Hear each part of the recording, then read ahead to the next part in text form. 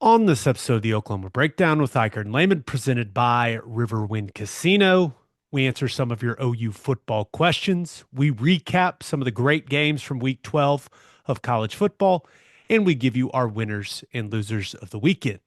Please download and subscribe to the podcast, rate it 5 stars, and write us a good review. Follow the show on Twitter, Instagram, Facebook, TikTok, and YouTube. Just search Oklahoma Breakdown on any of those, and you'll find us. All right, our man Michael Hosty will kick this thing off. It's time for the Oklahoma Breakdown. It's a beautiful Monday, November 18th, and you're listening to the Oklahoma Breakdown with Hiker and Lehman, presented by Riverwind Casino. Riverwind is Oklahoma City's premier casino experience, and there are so many reasons why Riverwind is consistently voted OKC's #1 casino, but it all starts with their amazing variety of gaming thrills and excitement. Riverwind's beautiful award-winning environment plays host to more than 2,800 of the latest electronic games with a huge selection of table games, including blackjack match roulette, and Teddy's favorite, craps. No matter what your game, Riverwind has it in spades and hearts. And to learn more about their gaming promotions and entertainment options in the month of November, all you gotta do is visit riverwind.com. Riverwind Casino, good times, great rewards. Teddy, let's start with some good news. We went over 24,000 subscribers on YouTube over the weekend. What? Yeah. Okay. How Do about you that? think getting to 25,000 by the end of the year is doable? It feels doable. I think it's doable. Sure. Of course it's doable. Is 25,000 by the end of the season doable? Of course. And I know When what is I the said, end of the end of the season? season. Is that in 2 weeks? Yeah, Or do we have a little more time? we may have a little more time. Maybe I don't know. That's a that's a good question. Please subscribe and help us accomplish the goal of 25,000 subscribers on YouTube. Ted, how was the weekend? How we doing, man? Fantastic. Took a little break, went to Vegas, hung out for it was a fast trip. Got out there Friday late afternoon, back early Sunday. So it was quick, had fun, little R&R, watched some football, but good to be back. Did you make any money, lose money, break even? What was the damage? Probably came back just a little bit on the high side, but not by much. As long as you break even, it's a success. It's we it was a huge success because we spent a lot of time playing games. So the fact that we came back right there close to even, maybe a little on the high side was excellent. So I don't really know how else to handle my current life situation other than with humor. Dude, we had very different weekends. Yes, yes, we did. Yes, we did. And I was trying to think of if I wanted to talk about this on the podcast. And I know you guys are here to listen to us talk about OU football, and I'll mark it in the show notes. But I just feel like it's necessary for me to talk. I feel like it's healthy for me to talk about it. And I think some people are probably like, hey man, your wife just had a miscarriage. Why are you doing this podcast right now? Mhm. And the answer is because my wife told me to. Yeah. And I think it's because she knows I love doing it and it brings me joy.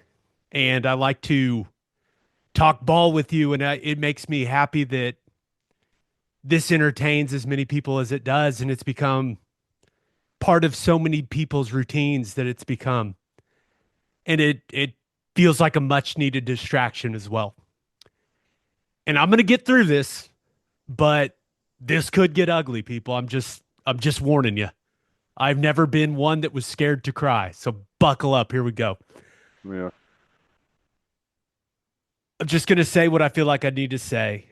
And I thought about, preparing something and I just didn't think that was the way to go for this. And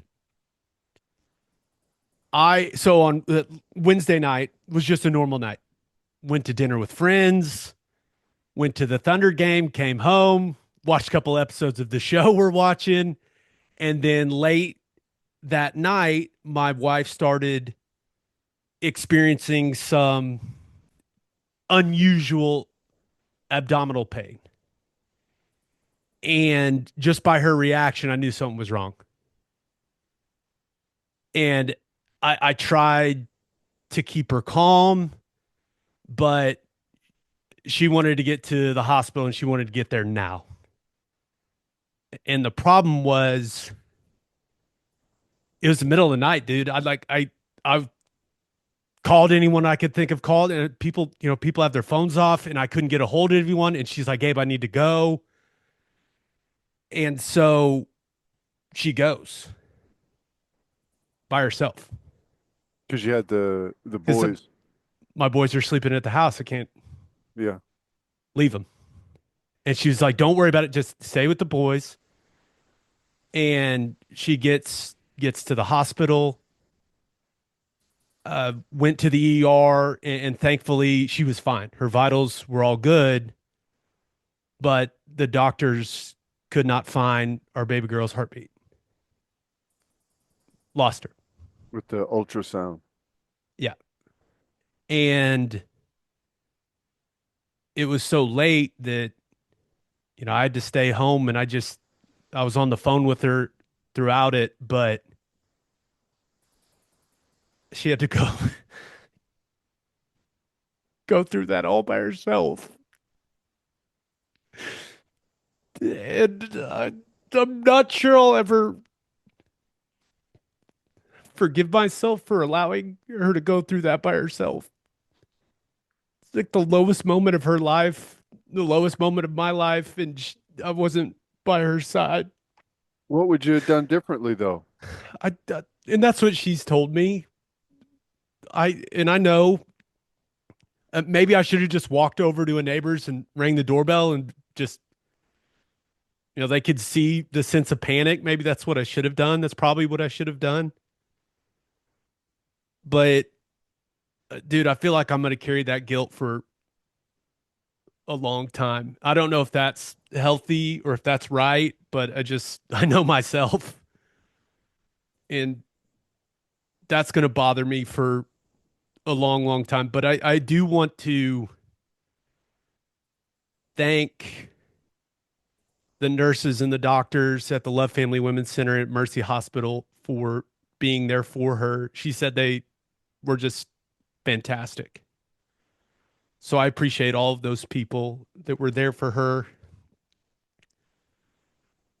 And then, she comes home and it's just as brutal as you can imagine, dude. And actually had to go in the next day to do another ultrasound to get some measurements to find out what type of surgery she needed. And already knew the baby was gone, knew what was what, but to sit in that ultrasound room where I've sat in it a lot now, and every single time you see the little flicker Hmm. and your baby's okay, that heart's beating, and they take all the measurements to not see that flicker that is one of the worst feelings in the world. It's way up there on the list Hmm. of the worst feelings. She had her surgery Friday morning. Dude, let me tell you, you got to fill out a lot of painful paperwork when this goes down. I bet. Birth certificate, is at Mercy Hospital, so they give you a couple of burial options. Like you're sitting there just looking at it going, this is the worst. Yeah. Didn't But even think of that. yeah, no, it's not great. And I was so thankful that her surgery went well. Dr. Wilkes is the best. I appreciate you. And I'm glad that my wife is doing well and is recovering, and she feels good. I mean, she was made me do all kinds of stuff around the house today.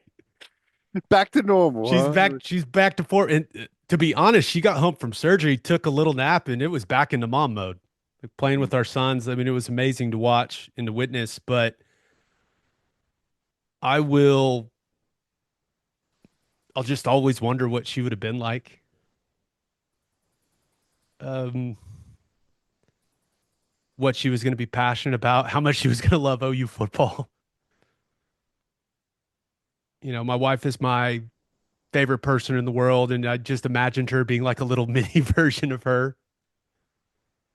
But and I couldn't have been more excited about it. But as hard as is it for us to understand, God had other plans. I'm really struggling to understand what those plans are, but we have chosen to believe that there's some greater purpose to this. And I just hope that somehow, some way, like that little girl just knows how much we love her. And I've just thought about it a lot. Like I somehow, some way, I believe I'm gonna get to meet her someday. Mhm. I have to believe that. And I was really excited to see her grow up with two older brothers and having to tell our 3-year-old that, because, dude, we were hyping up the sister thing. He wanted another brother. In Yeah. fact, I said it to you. Yeah. We did it was just me, my wife, and my two sons. We did like a little gender reveal, and we got a golf ball, and didn't know what color was going to come out. My oldest son hits the golf ball, and pink sprays everywhere. And my wife and I are yelling and all excited. Oh, we're finally getting our girl. And my oldest son just like, I don't want a sister. No. It starts crying. And I just keep thinking like her, like her wedding, showing that video at like the rehearsal dinner or something. And just how great of a memory that was going to be. And now it's like, it was really one of my favorite videos ever. And now maybe it's still one of my favorite videos ever, but it's never going to get to be what I thought it was going to be. And I can tell that my son knows something's wrong. We told him like, "Hey, your little sister she went to heaven.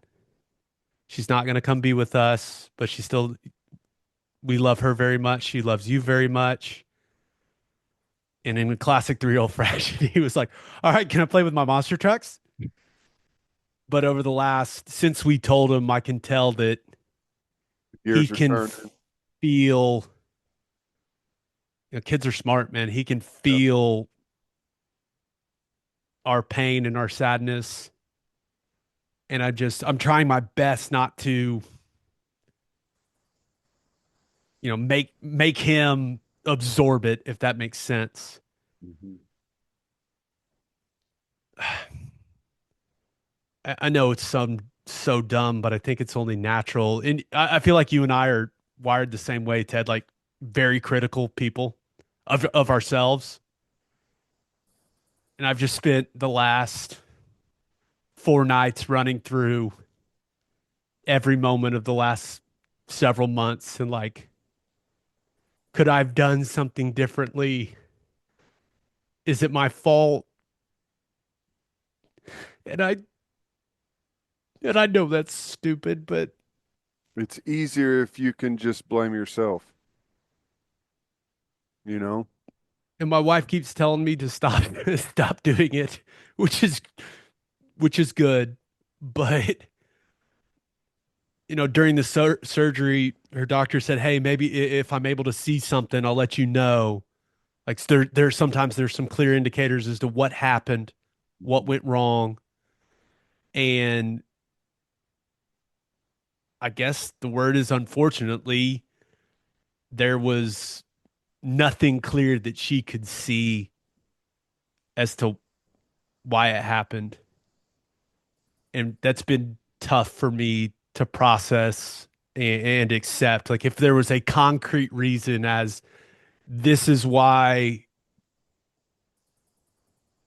your baby girl is not going to come home with you,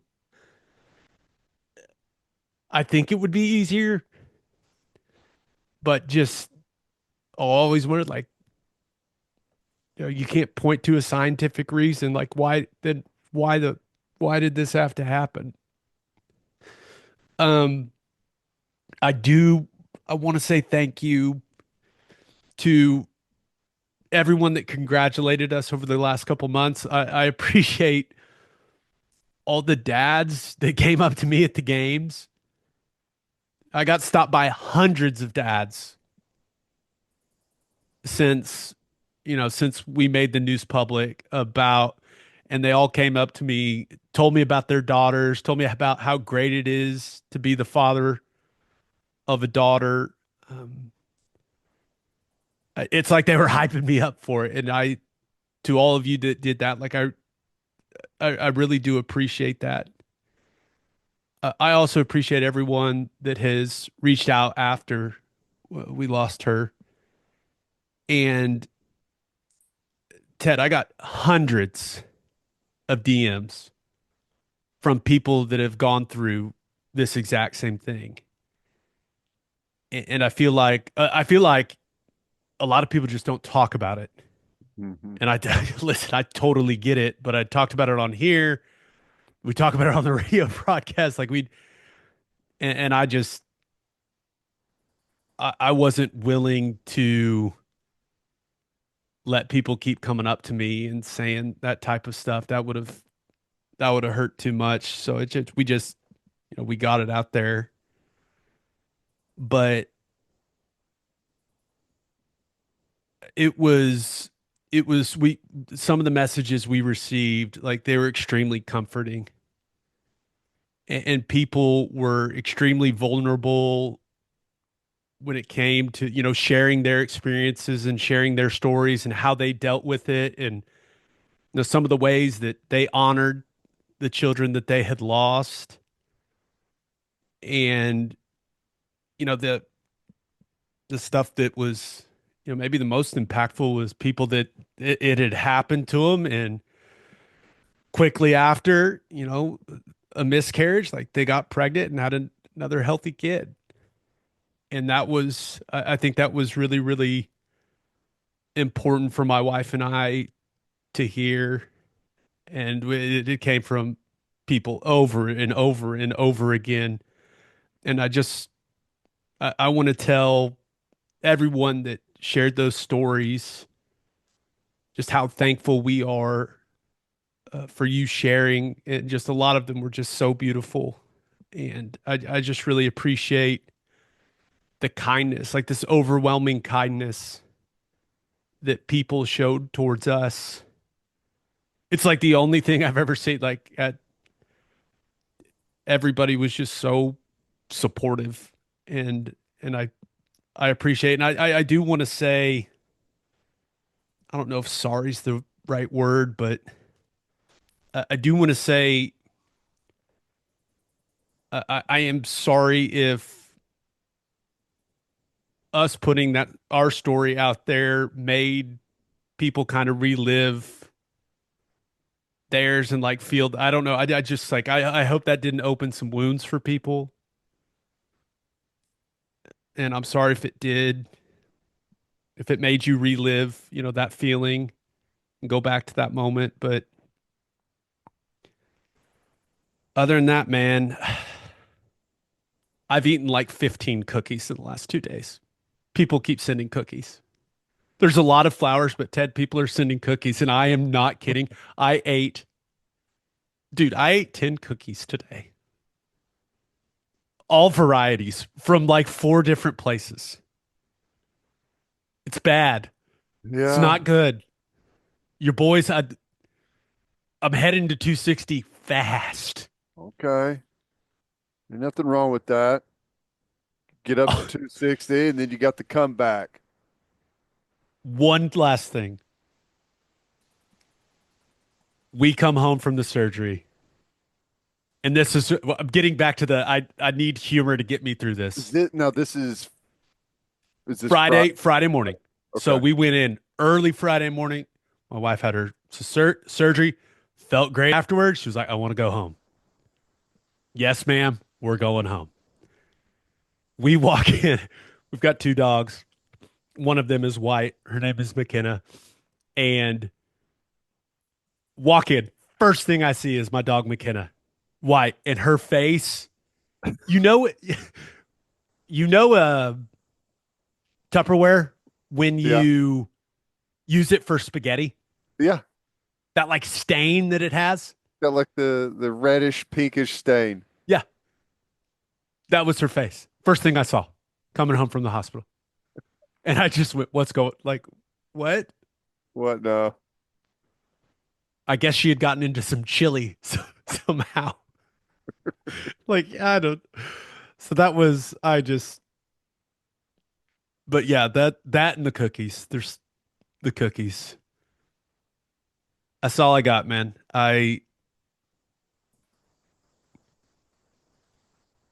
I'm sorry that that took as long as it did, but I felt like the best thing for me was to talk about it. Yeah. Yeah. Ready to talk some OU football? I'm ready. I'm ready. Easy subject transition. But first, hitting the highway, remember to stop at Love's Travel Stops. You can't miss the heart of the highway. And with the Love's app, you can also save big. How big? 10 or 15 cents big. Save 10 cents per gallon on gas and 15 cents per gallon on auto diesel. Save with the Love's app today and be welcomed by clean places and friendly faces. Certain conditions may apply. See loves.com for details. All you tailgaters, listen up. We're now officially in the premium conference of college football, and you expect a premium product on the field and on the grill. That's why you need Didier Ranch's steak burgers to take your tailgate to the next level. Proudly raised in Oklahoma for over 120 years, premium beef this good is hard to come by. Go to didierranch.com. That's DIDIER ranch.com. Use promo code Oklahoma15 for 15% off your order. Didier Ranch, tradition plays better and tastes better.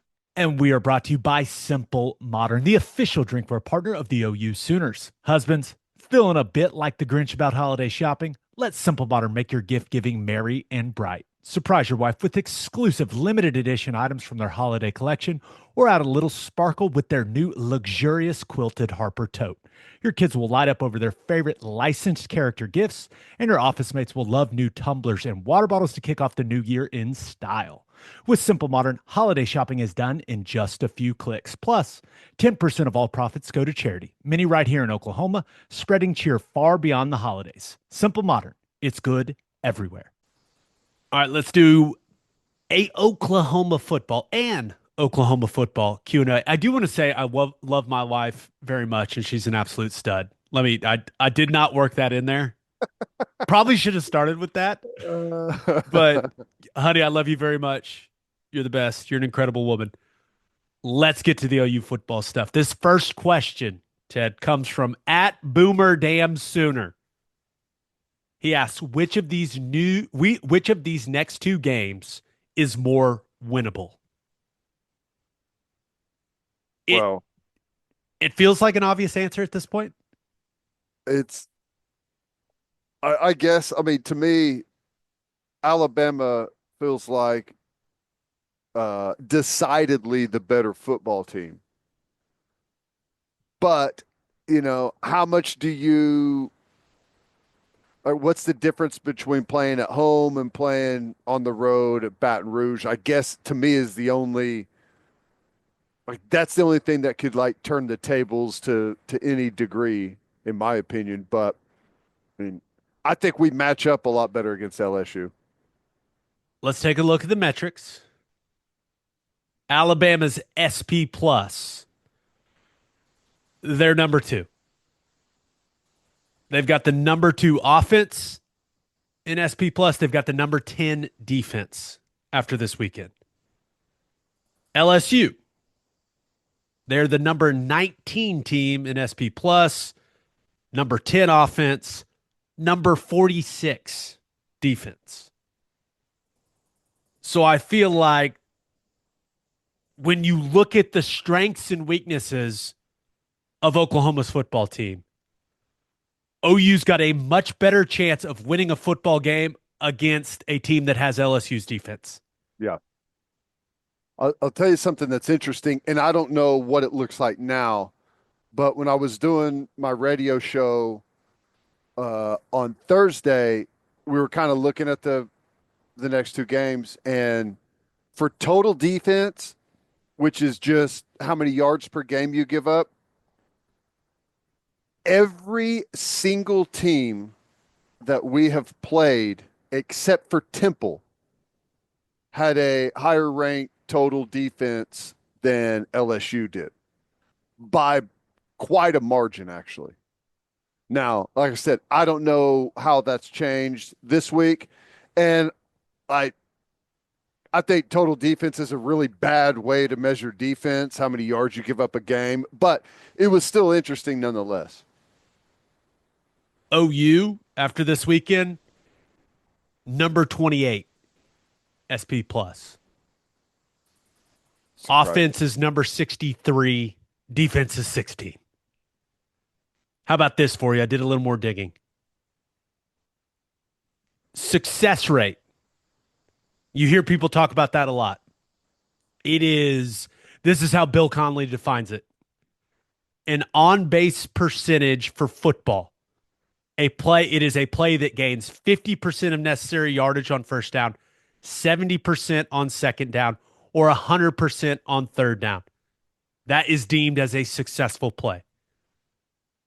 And according to Bill Connolly, it is potentially the most stable and predictive measure in the sport of football. Hmm. OU's offense is number 119 in success rate. Ouch. Thought that was interesting. Not good, Yeah. Ted. Not good at all. Maybe Yeah. it's this simple. Alabama's got Jalen Milroe and LSU has Garrett Nussmeier. Yeah.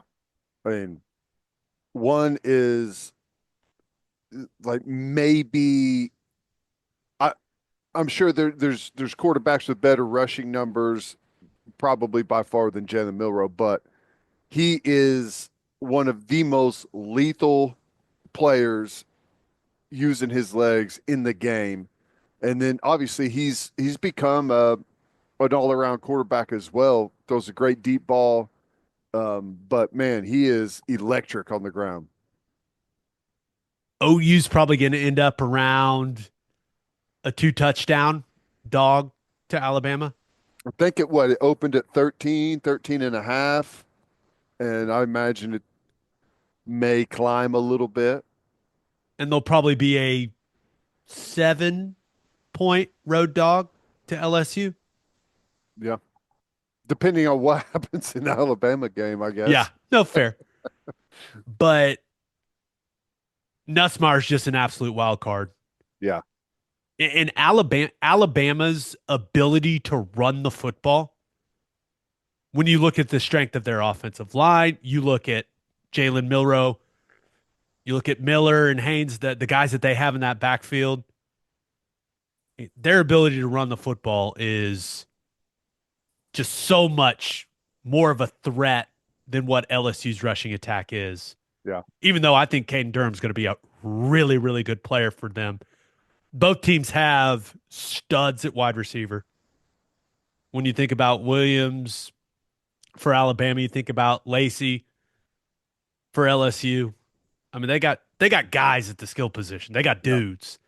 But I think the The fact that Alabama's defense is, I don't think that's an elite group. I think they're really solid, but LSU's, they are a tier or two. LSU's defense is a tier or two below what Bama's got on Yeah. that side of the ball.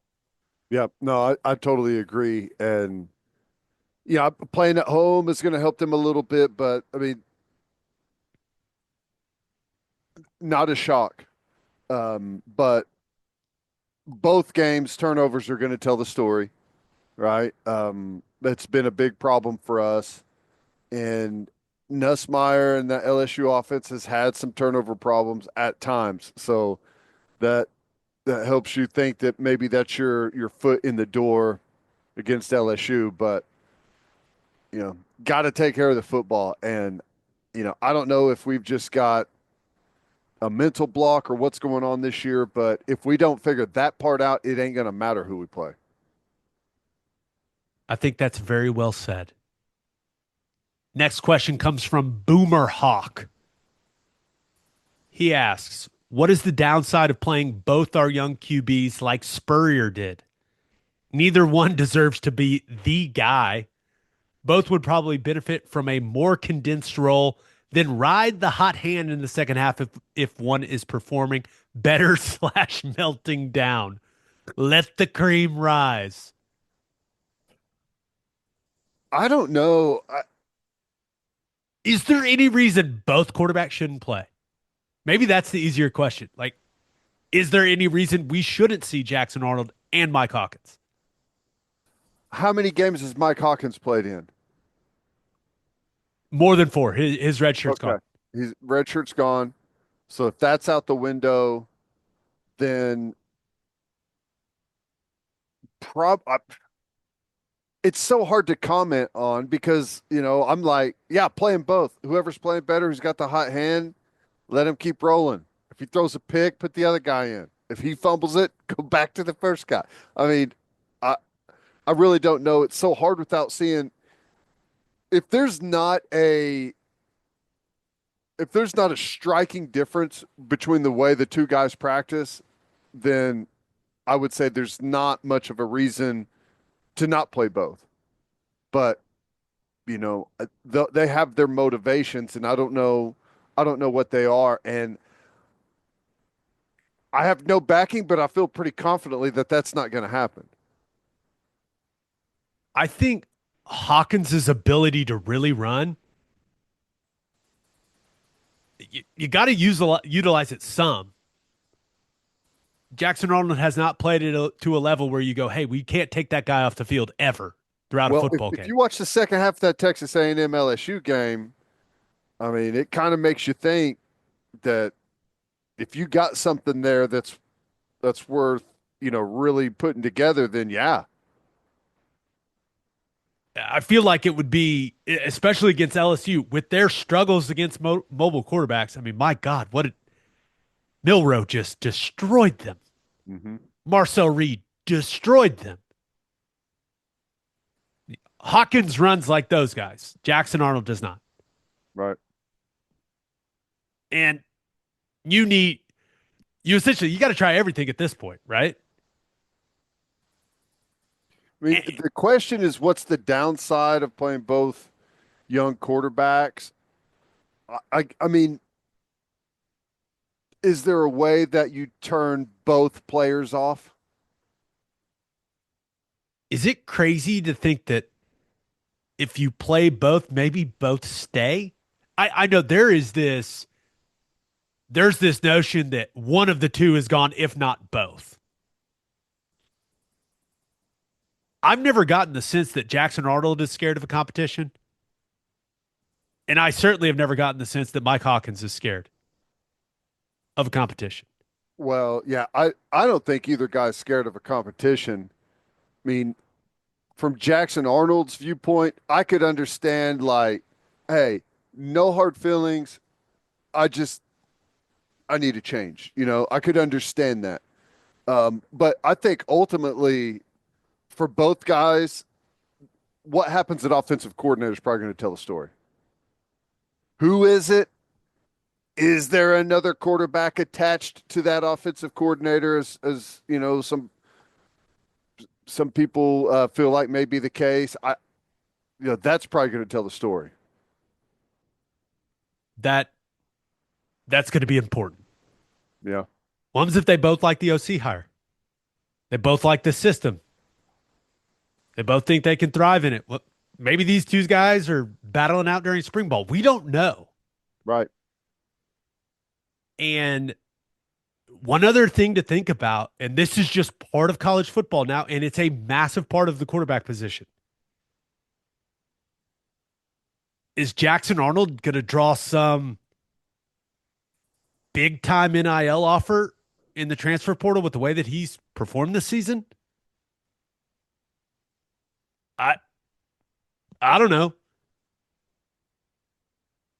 When you think about the biggest games of the year that OU has played, he has not played particularly well No, on the big stage. So, and it is what it is, but that's all part of it now is what are his other options? What does that look like as far as getting on the field, but also what does that look like as far as NIL dollars? right. And Yeah, the same for Michael Hawkins. Now, since Hawkins is younger and he does have that athleticism, maybe he'd be more appealing, or maybe Jackson Arnold is really appealing to some programs out there. Hawkins has Hawkins. He has more good film right now than bad film because the bad film he has is really the short stint, the start against South Carolina went horrible in I don't know what 9, 10 plays, and then he's out of there. But the back part of the Tennessee game and the Auburn game, I don't know. My guess is you don't see both guys. You see Jackson Arnold the rest of the way, but that is 100% a guess. I'm with you. Ready for the next question? Yeah. Comes from Adam Thompson. He asks, outside of Bowman and Stutsman, are there any other guys you could see getting looked at in the NFL draft this season? He adds, truthfully, I think there's two, Robert Spears Jennings and R. Mason Thomas, but I believe they stay another year. They could be top 4 round picks in 2026. This question is interesting because I think one of the overall themes of this podcast this season, and it's been a rough season, has been that this team just needs more talent. Yeah. I think we brought that up a lot, especially on the offensive side of the ball. And when you think about how few guys were drafted a year ago, and then you look at this draft, there's not going to be a lot of OU guys drafted. I think there's two that are for sure, and that's Danny Stutsman and Billy Bowman. Yep. If Deion Burks comes out, he'll be drafted. I think if Nick Anderson comes out, he'll be drafted. And the reason that I think that is because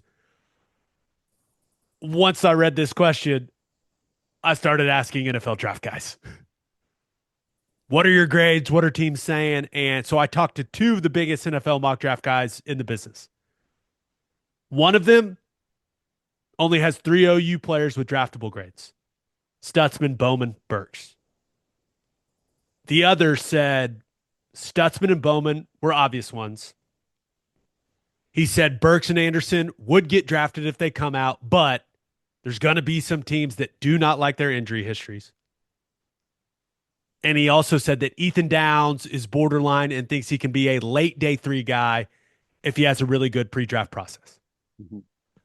But that's it. I could see that. I could see Burks maybe super late. Dude, you know how many quality receivers there are out there right now? It's just they're everywhere. Ted, I watched, because I'm a sicko, I watched the Mercer, Alabama film, Yeah.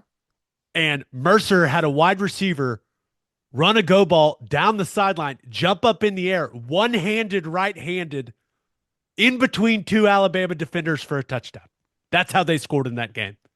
That's what I'm saying. They're everywhere, and Burks does not have great size, and it doesn't eliminate him by any means. But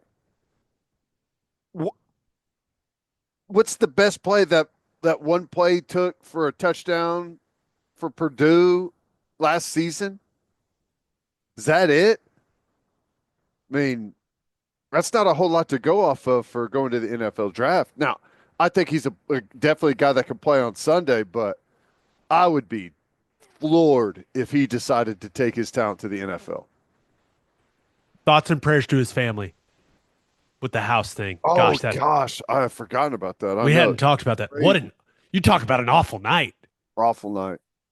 Concussion in your parents' house set on fire. Brutal. But And that's Nick just Anderson. that's where it's at. Stutsman, Bowman, Burks Anderson, and maybe Downs if he can go and have a good pre-draft process. Like that's you're most likely talking about four OU guys being drafted. Maybe more likely it's three. And I know that we feel good about some of the young talent in the program, but when you think about how many Alabama's going to have, how many Georgia's going to have, how many A&M's going to have, how many Texas is going to have, that number needs to be each and every year. That number needs to be between what, 7 and 10? Yeah. Ole Miss. Uh, yeah. It's going to be a lot. And you know, the the frustrating thing is like two of our maybe guys that may get drafted haven't hardly played at all the entire season. You know, that's the so you've got two, maybe three draftable players that have been playing against, you know, 6, 8, 10 in some of these SEC football games. So has to be addressed. Next question. Let's do one more. Do you want to do the one about 2025 recruits or do you want to do the one about the portal purse strings? Portal. Question comes from Jason Moore. If you had the portal purse strings, what would be your priority by position? How about this? How about we just do priority on each side of the ball? Well, for me, on the offensive side, it's O-line, tight end, and I maybe running back. And I am piling the money in. I don't want quantity. I want one, maybe two of the best offensive linemen that are available and the best tight end available on offense. Did you see what Defense Michael Fasusi said? People locked have in. been, I feel like people have been trying to speak his decommitment into existence. Yeah. But I saw an article, I think it was with the OU Insider guys. It's sooner for life, man. That's positive. Now, signing day is what, a month away? Yeah. Got to get there. A lot can happen. Ryan Foj, got to get him here. I like those guys a lot, but true freshmen, and hopefully they play. But I would love to see us bring in who like whatever the best available guys are. You need to be the best offer that they have. I think Sexton and Howland can be a solid combination at tackle. I'd probably play Howland at left and I'd move Sexton to right. But Sexton's coming off another significant knee injury. So what's that going to look like? But I Hatchet. think if that's where you're at, you can get by with those two guys, but could Howland make like a big leap now that he's played some? He's got another offseason? Maybe. I don't know. I hope. But I think if there's a guy out there in the portal and he can really play and he's going to be an NFL player, even with Fasusi and Foje coming, I think you still go and try to get that guy. Have to. Have to. Oh, well, I mean, I don't know. We'll see. They have a better feeling up there of what guys are capable of and what they're not, but we cannot afford to have another year on the offensive line like we did this year. And a lot of it was injury driven, and I get that, but I mean, it's just you're not going to win any games if you can't solidify that group. I mean, that to me is the biggest priority on the football team. I do like what you said about tight end though. Can we just get a massive guy at tight end? I keep watching these SEC games. Tennessee, enormous tight ends. South Carolina, enormous tight ends. Texas, Helma's massive. Georgia, huge athletic tight ends. Why are we the only team that doesn't have a tight end that makes you go, look at that dude? Oh my gosh. We don't have tight ends. We have H-backs. We don't have tight ends. We have tweeners. I don't want tweeters. I want big tight ends. I want a guy that looks like Jermaine Gresham. That's what I want. And I know they don't grow on trees, but it appears Yeah, they do. Apparently they do. They grow on apparently trees in this conference, United States. everyone else but us has them. We go look at Michigan and Penn State. And I mean, Nebraska always has like 10 of them. Iowa State had, I mean, they're there. They're there. Do you have any idea how beloved Tyler Warren, that Penn State tight end, would be in the state of Oklahoma if he was on this team? Hey, I mean, you talk about a damn football player. Give me that guy. But it's, in all seriousness, all these big time programs, all these programs that we consider ourselves on the level of, have these huge athletic dudes at tight end. And we don't have one. We don't have one tight end that when you walk out there, whether it's the practice field or on game day, you go, whoa. That's what it looks like. South Carolina's got like 4 of them. Yep. I know because I went and stood next to him and I went, whoa. I know, man. Hey, that's what I'm saying. Like we have H-backs. And I don't know. I mean, we've talked about this a million times. I'm not even going to get back into it. Just put an extra offensive lineman in. I would do a million things other than what we do. When are we going to hire an offensive coordinator? Good question. I was really hoping it would happen during the bye week. It didn't, Ted. And I get that it's not technically over. We've got a couple of hours. That would be nice for the. Can it just happen while we're finishing this up? Defensive purse strings.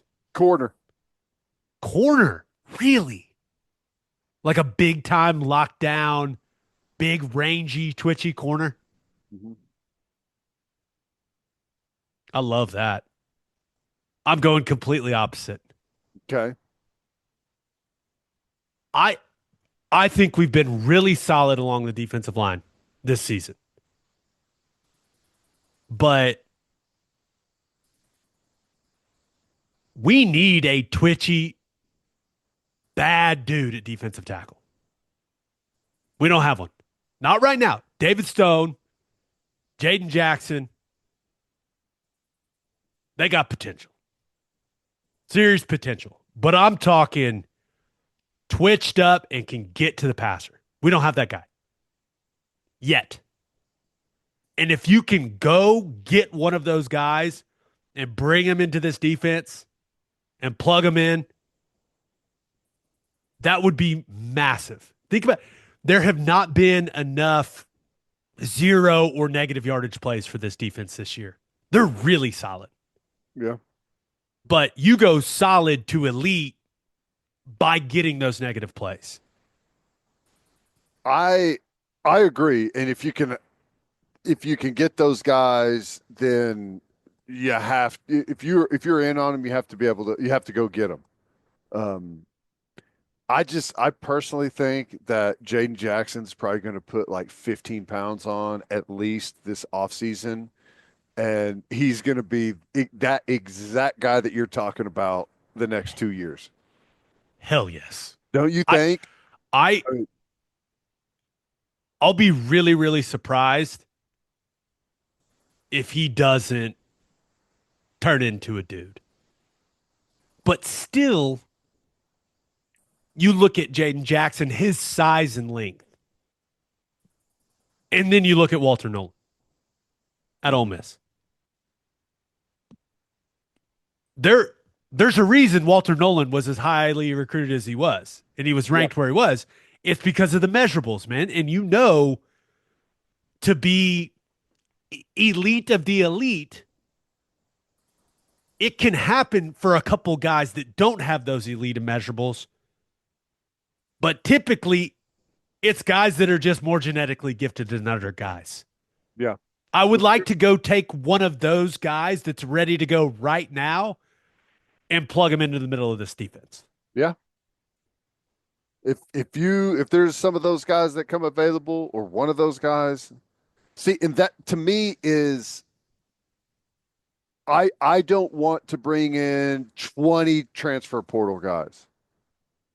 I want to bring in 7 or 8 and use all the money we have to bring in those guys. Like if those guys are available, if there's guys that are that good that are in the portal and are available, that's what we need to do to level the playing field. Just going out and getting depth ain't going to do shit. You know, going getting 2 year starters from, just middle of the road football teams, guys that are role players. That's what your development needs to be. And your stars at this point, you're going to have to go pluck some of them. I don't see there's I don't see why there's any reason.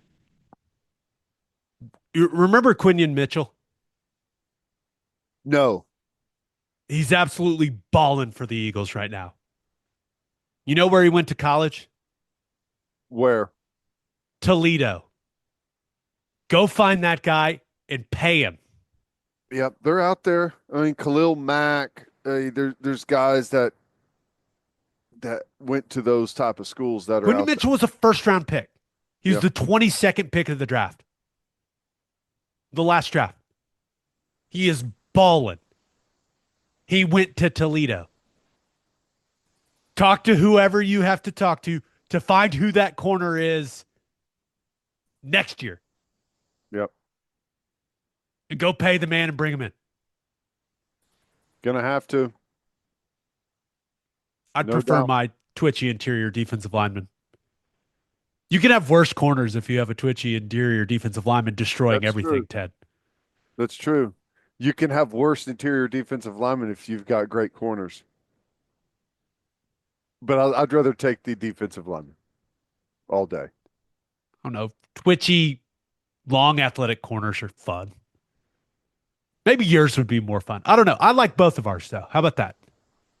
You could get both corner, D line, two offensive linemen and a tight end. Throw the Brinks truck at it. Best available. The Just like everyone else is going to try and do. Yeah, this is easy. It's not going to be a competitive market. It's fine. We're like, just do this, this, and this. Yeah. So easy. $8 million later. Hey, to me, that's cheap. Oh no, I meant just for those guys. I think that's cheap. Damn it. You're probably right. I don't know. Just for 1 year? I don't know. How Yeah, much no, do you- you're probably Let right. me ask you a question.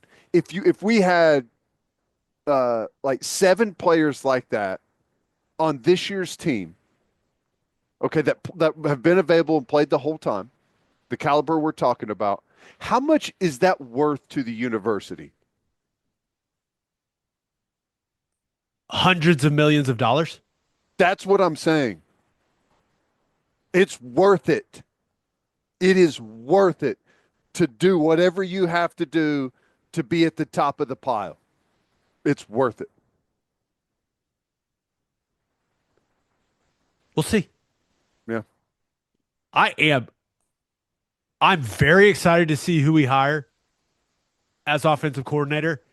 And I have started doing portal research. I found myself diving into G5 film, like, okay, who can we get? Hey, if you see of anyone in the portal or know of any, let me know. I'll start doing it too. Our DMs are open, people. If you have Yeah. any studs that are playing for the team that you follow that you think could help, let us know. All right, let's recap what happened in week 12 of college football. But first, Schwab Meat is making Friendsgiving more fun with another NIL partnership for the holiday season, starring Billy Bowman, Jada Coleman, Kobe McKenzie, and Kinsey Hansen. Schwab Meat has been smoking the highest quality turkeys and hams for your special holiday meals since 1912. Every Schwab turkey is cooked and smoked over real hardwood hickory for 12 hours. Make your Thanksgiving meal easy this year by ordering your holiday turkeys and hams online at schwabmeat.com. Get free shipping on online orders over $75 with code OKBreakdown. Schwab Meat, the official champion of the holidays. and three things matter in banking: service, service, and service. And First Fidelity Bank's commitment to exceptional service is more than a promise, it's their foundation. FFB has been by your side for over a century, and they are honored to be a part of your journey. Banking isn't about where you've been, it's about where you are headed. Open an account at an award-winning bank today at ffb.com.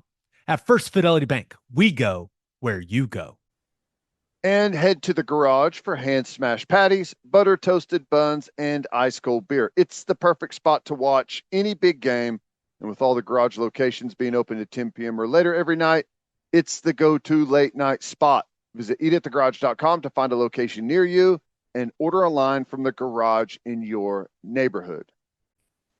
It was an interesting week 12 in college football. Ted, let's start in Athens, Georgia. Dogs. Woo! 31-17 over Tennessee. And when Georgia is good, they are pretty dang good. That was an impressive second half from them. Who When was Beck that is Carson good. Beck guy? Yeah. When Carson Beck's good, they're pretty good. That first half was, I mean, that was a solid first half football for both sides, very even. Thought Tennessee ran the ball pretty well. You saw some pretty good stuff from both sides. I mean, it's just good, solid football, good kicking. But it just kind of felt like Georgia wore them down. And you mentioned it, Beck was great, throwing some of those balls over the middle. Putting it in the right spot in coverages. Like looks like guys are covered, but he's throwing them to a really good spot, and guys are going up and making plays for him. Man, that's how you got to do it. Carson Beck had a bigger impact on the game than Nico Iamaleava did. That's right. And Beck was really, really solid and made no critical errors. Some big time throws, some throws where you went, That's what I expected it to be like all season. Like that first touchdown where he just rips it to that tight end in between the safeties and over the linebacker in cover Yep. two. I went, whoa. Just it's the old Brett Favre Tampa. You throw it at the back of the Mike linebacker's helmet, and that's what it looked like. And the player made him right and made a great play on it.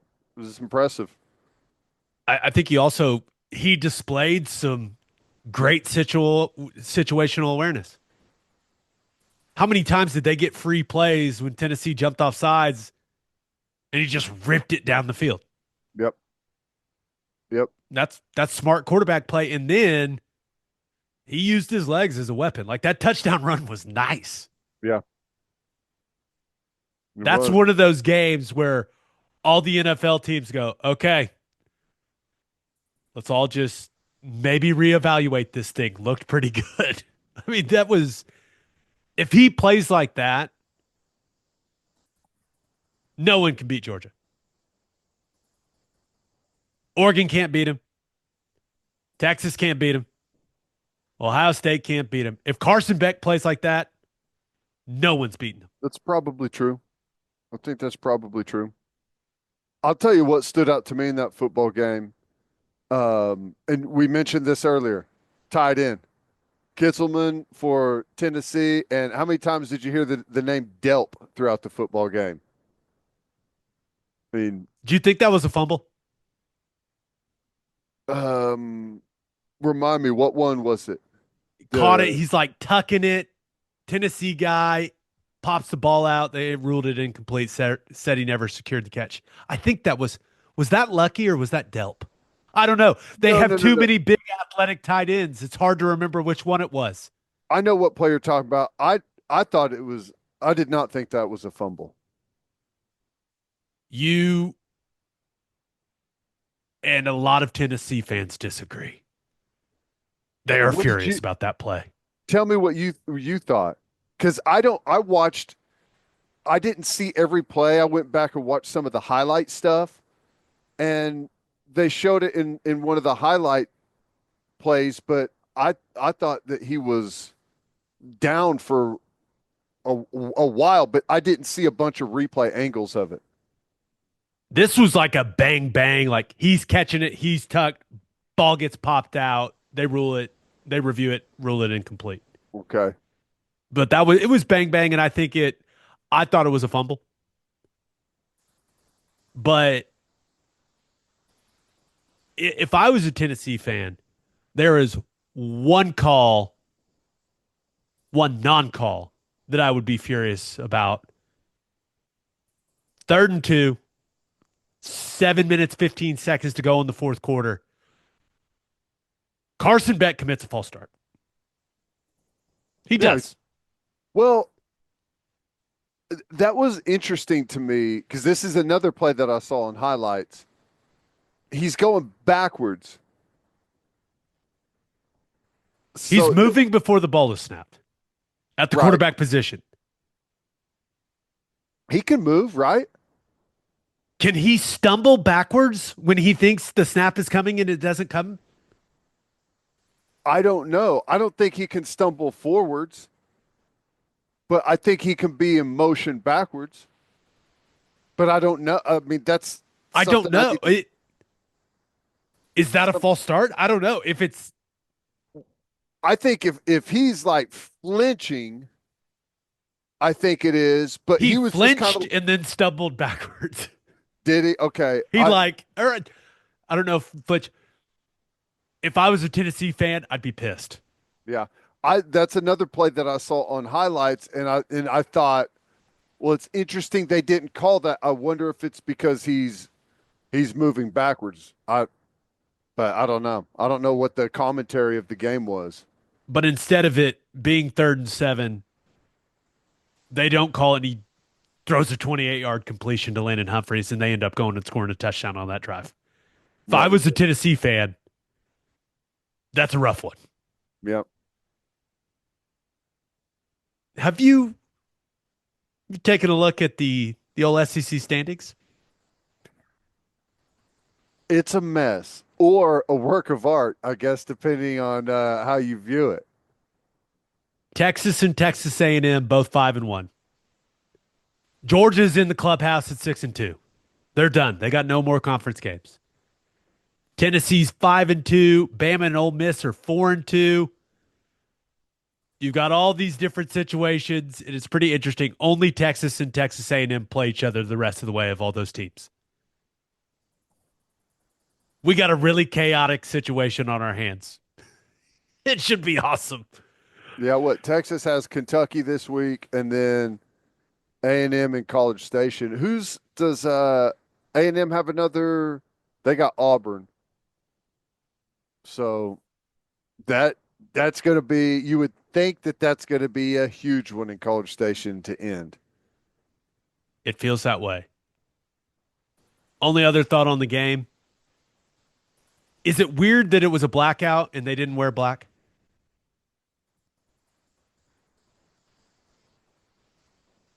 Yeah, That's what I thought didn't, too.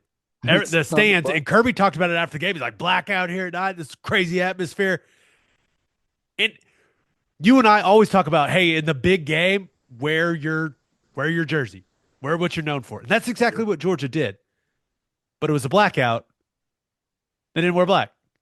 Thought it was interesting because I it's not like the Penn State whiteout. no. Penn State can't wear white during the whiteout because they're at home and the away team always chooses to wear white. That is not the case with this one. Well, all I know is I didn't know. I did not know that it was a air quotes blackout game. And watching on television while okay playing craps and stuff, I didn't see anyone like this. Were the fans wearing black? They weren't wearing black. Yeah, they were.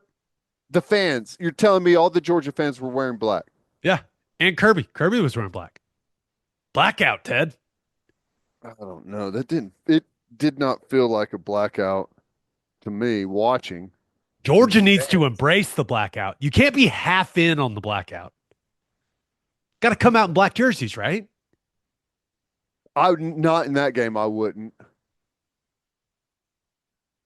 Fair. The Georgia jersey's good. I'm just saying it was a blackout. They didn't wear black. I find that interesting. I didn't. I didn't even. I did not notice that the fans were wearing black. You were too worried about the pass line, buddy. Hey, I got in a screaming match with a craps dealer, I'm shocked. and I'm totally in the right, and he's totally in the wrong. We can talk about that at a later date, perhaps. Yeah, we're gonna have to unbox that. Maybe that's Wednesday's episode. Oh man, I was hot, mad. Do you want to talk about it or do you want to talk about Missouri, South Carolina? Now let's talk about Missouri, South Carolina. What a game. What a damn game. It was. How about One of the Cook? games of the year. Yeah, Gamecocks win 34-30. I do want to give some credit to Missouri. yeah. It looked like South Carolina, the way that the end of that first half unfolded, it kind of looked like South Carolina was going to blow them out. hmm But credit to Missouri. They turned that thing around in the second half. Really strong third quarter. Got a couple fourth down stops. Nice touchdown drive. Added a field goal early in the fourth. And it was 21-15. They forced another 3 and out. Put together another touchdown drive. It's like 9 minutes to go in the game. All of a sudden, Missouri's winning. Hey, Missouri and Noel, that running game, they've got a really good running game. He went for 150 on them, and I mean it was good. They had that thing absolutely running, and I mean Brady Cook. I thought Brady Cook coming off a injury was excellent, Looked moving awesome. around well. I mean, it was Theo, not Theo Weiss. Burden made his presence felt late. I mean, the stars were out in this South Carolina game on both sides of the ball. I thought Sellers was fantastic. I thought the biggest play of the game, about 7 minutes to go, 3rd and 10. and Sellers like scrambles right. He's about to get sacked. He somehow like pulls a magic tactic, gets out of it, runs to the left, finds that tight end who battles for the first down, and then they throw like a 47-yarder on the next play and score on the QB sweep play action a couple plays later. But then Missouri answered right back. That was that What was the when announcer say? It looked like he had too much Johnny Walker there for a second, but yeah. that's But for sure. the drive that Missouri put together, that throw from Cook to Burden was perfect. Got the 2-point conversion, but they went, what was it, a minute 10 to go when they got the ball back, South Carolina? They went through that Mizzou defense like a hot knife through butter, man. Yep. That's one of those moments where you dream of it as an offense. Hey, we have the ball. There's a minute and some change left. Let's go win the game. And Rocket Sanders is carrying dudes into the end Dude, zone after catching the shovel. that was incredible. That was a run. You could see like nobody expected that to be the last play. You know what I'm saying? It was like, wait, what just happened? He ran through like all eight guys in the front part of that defense. That was nice. I will say that I had to text Coach Beamer and be like, "Hey, would you please go beat Missouri?" And he after the game he sent something back, so it was pretty good, pretty good. Glad they won that, 5 touchdown passes for dude. Sellers. One of them's 21 a to shovel, 30. Yeah, but dude, he's getting better and better. You start thinking about next year for them. dude. 21 to 30 for 353, 5 touchdowns. Had the one interception, but was also a threat on the ground. That was impressive. Oh, and by the way, tight ends show up again. The big ass, gigantic tight end for South Carolina had a touchdown, Simon. So that was that's the start. Like I said, the stars were out in this one. Burden 8 catches, a touchdown. Nate Knoll 27 for 150 and a touchdown. Rocket Sanders, um, even Nick Harbor getting in on it, had a long catch. Oh, that was an entertaining football game. How you don't cover that guy is beyond me. The touchdown he had, he's wide open. The dude's the biggest wide receiver in football, and he just Go to their 6'6" guy. yeah. I hated Missouri's helmets. This Yeah. is the thing for me. Like we need everything needs to fit together, man. You've got the script Missouri on the helmet. You can't then have the block Mizzou on the jersey. It needs to match up. What are we doing here? Didn't notice that. Their black helmets look so much better, anyways. This is the type of stuff that comes into my mind when I watch football games. I'm looking at it right now. These highlights are rolling. I've got the like the Gamecast page up. It does look terrible. And meanwhile, South Carolina's all black look is nice. It's always good. That's a good look. The Their color combination's perfect. You can do oh, so much with it. the only other thing on this game, did you see there were like 12 students that stormed the field? It was like I saw some tweets that were like, those students should be kicked out of school. And That's part of me funny. was wondering, I don't even think Greg Sankey's going to find him for this. This is ridiculous. Yeah, I wonder what the threshold is a field storming. Their athletic director's going, come on, Greg. I mean, come on. There were like 17 kids. Come on. That's funny. South Carolina, our guy, Shane Beamer, first time they've won 4 straight SEC games since 2012. Wow. And getting the talk of a 3-loss team, making it in. Look out. 9-3, very possible. It may be a long shot, but they got a shot They got a shot. at the Good college one. football playoff. We'll see. Last game to hit. The Texas Longhorns went to Fayetteville and beat the Hogs 20-10. That Texas defense was so good for about what 2.5 quarters, just completely dominant. Yep. Arkansas couldn't do anything offensively, but while Texas's defense was just dominating the football game, their offense could not create separation when the opportunity was there. And it was just sitting there at 13 to nothing while it felt like it should be a four score, maybe five score type of football game. Then all of a sudden, Arkansas puts together a really nice drive. They run some old school jumbo G lead at the goal line. Love it. Right out of the old Green Bay Packers playbook. That's Oh, awesome. Patriots ran it forever as one of their goal line plays. And you look up and it's 13 to 7 with three and a half. Okay. Gabe almost died on the podcast.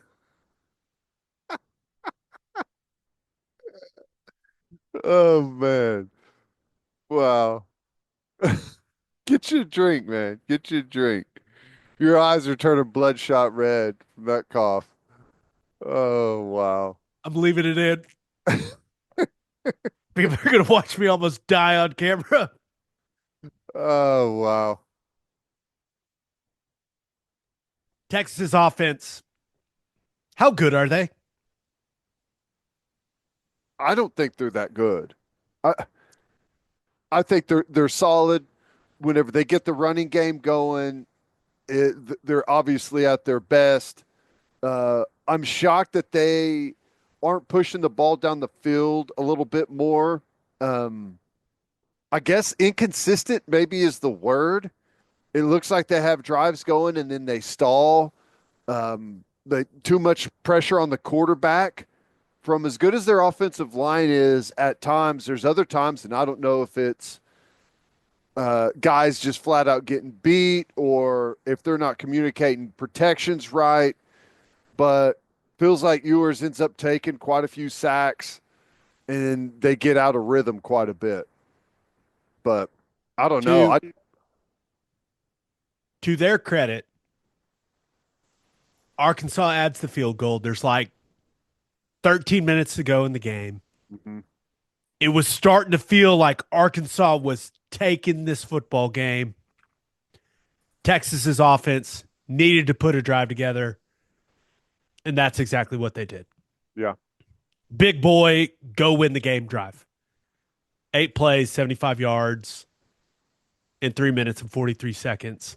Now, they got a very fortunate bounce on the Jaden Blue fumble on that drive. Woo, yes, they did. What a play getting it, you know, ripping that sucker out of there I think that was the corner, wasn't it, that ripped it out? That was nice. But sometimes you need some luck Yep. to have a special season. And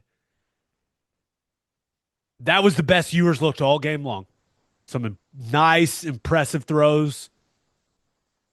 Texas ran it well, and game was over. But I say that the Alfred Collins play where he goes and forces the fumble. I get Arkansas was driving, and maybe that That was, thing got yeah. really interesting. But Well, I mean, that's one of the deciding factors is, the two turnovers that Arkansas had, the interception early, and I believe Texas either turned that into a touchdown or a field goal, didn't they?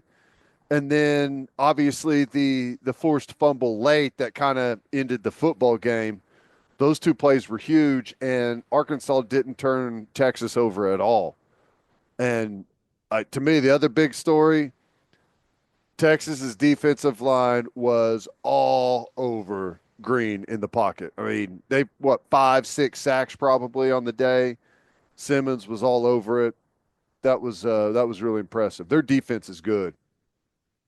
you look at so when it that thing started feeling like it was going the other way, Texas puts that big boy drive together. Mm-hmm. And then Collins makes that hustle play. He forces that fumble. There's 6:55 to go in the game. Do you know when Arkansas got the ball back? Not much time at all. I I feel like Yeah, I not saw much time. Texas kneeing it, right? Yeah, they never got it back. Never got it back. So much for 4 minute drill. How about six Woo. minutes and 55 seconds, Ted? It's crazy. That is nearly 7 minutes to ice the thing. That's pretty damn good. Yep. That being said, when I watch Quinn Ewers play, ever since he came back from the oblique, when you think about Texas's goals, I think Texas's goals are to win the SEC and to go and win a national championship. And I'm not sure Quinn Ewers is playing at the necessary level for them to accomplish those goals. And they're Let's see. 9-1. But Yeah. I feel like if the question is, hey, is Quinn Ewers playing at a national championship level level, national championship caliber level? That's English. I'm just in shambles, dude. Just crying, coughing, messing up the English language. I Hey, suck. once you have a cough hit you like that, you feel like it's always just it's right there waiting on you. You never know when it's going to happen again. Let me ask you this though, and I agree with you Do about you you. think, but do you think Ewers is like No, this big time difference maker for him at quarterback? no, I've said that about him forever. Let me ask you this: of the teams that legitimately have a chance, South Carolina, Ole Miss, Bama, Tennessee, Georgia, A&M, Texas, Sellers, the way he's playing right now, game changer, right? With what, especially with how he can extend plays and how he adds to the run game and what that means for their offense. Yes. He's playing good Dart, ball. Dart, you're taking Dart over yours Milrow. with what he can do as a runner. Yes, Next is Iamaliava at Tennessee. I'm taking yours. He's a freshman. I mean, but yeah, I agree with. Nico just had another meh Yep, I performance. agree. His whole season has been meh. I. How about um Beck? That's tough. If you give me Carson Beck against Tennessee, Carson Beck, that guy's the best quarterback in the country. Yep. He that guy But has disappeared for a big chunk of this season. was that an outlier? Did he just have an out of body experience? I don't know. We saw some those types of moments from him a year ago. We have not seen a ton of that this year. But maybe that gets him, maybe that gets the confidence back. And he, what was it? Stella got her groove back. Maybe that's Carson Beck. A&M. I'm, I'm taking yours. I think I agree with that too. But I mean, it's just kind of he's middle of the pack for that group. And you compare him to the rest of the country, right? He's below a lot of the other quarterbacks that you have right there vying for a playoff appearance. I But their defense is so good. If their defense and their running game continues to click, I mean, they're always going to have a chance. But it is shocking with some of the personnel that they've got on the offensive side that they have not been more explosive. Ewers' current lack of mobility is what concerns me right now. Like he's really adding nothing as a runner. And I'm not talking about like called QB runs. Last year and early this year, he displayed a nice mobility within the pocket. He picked up some key first downs, and I know he got the fourth down on the drive that I said. I know that, but I don't feel like he has that piece of his game. I mean, there were a couple of moments in this game, Ted, where the pocket's kind of closing in and he kind of just falls down for a sack. I don't know, man. It doesn't look the way that I thought it was going to look for him this year. Like you go back and you think about how he looked in the Michigan game and you compare to how he looked against Arkansas, like it doesn't look like the same guy to me. I mean, I know they're getting hammered about their schedule, but as I look at it, I don't think they've beat anyone with a winning record except for Vanderbilt. That is correct. Does Michigan have a winning record? They definitely haven't beat an SEC No, team with a winning record, no. except for Michigan's Vandy. 5-5. We're also 5-5. Yeah, correct. We are Damn it. included in the team that does not have a winning record. Damn it. Only other So thing I I mean, have. Yeah, no, I hear you. I don't know. Their defense is legit though. Jahdae Barron had himself a damn day in that game. First of all, you and I have liked him for years. Yeah, I still, 2 seasons ago, I have no idea why that guy came off the field as much as he did for them. But what? Interception. I think he had 7 tackles, like 6 of them were solo. He had a sack, he had a couple TFLs. He even had the rare pass interference that gets called off. right. I mean, you're having a damn day at corner when that happens, but that dude had a massive impact on that football game. I mean, they've got the number 4 defense in the country, but they have not played a team with a winning record. Is that why? I don't know. Your top 5 defenses go like this, Gabe. Ohio State, Army, Notre Dame, Texas, and Ole Miss. Looking at Golly. the more advanced metrics, SP Plus has Texas's defense as number 2. Yeah. They're They're really solid. good on defense, man. Their D line is good. They're deep. Simmons had another, 2 sack game against Arkansas. I They're think good. Collins has taken it to another level. Yeah. These last 3-4 games, he's been a big impact guy for them. They've won 10 straight road games. True road games. Pretty good.